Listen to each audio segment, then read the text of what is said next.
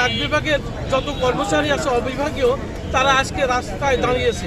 কারণ একটাই, এখানে গভর্নমেন্ট কোনোভাবে নজর দেখায়, তারা বলে যে এখানে লস এই প্রজেক্টে। আমি বলতে চাই সরকারের সেবা খাতের মধ্যে ডাক বিভাগের সেবা খাত একটি। যেমন বাংলাদেশের অনেক সেবা খাত আছে, রেলওয়ে আছে, চিকিৎসা খাত আছে, আরও অন্যান্য অনেক সেবা খাত আছে যেখানে হাজার হাজার কোটি টাকা প্রণোদনা এবং বিভিন্নভাবে তাদের সাহায্য সহযোগিতা।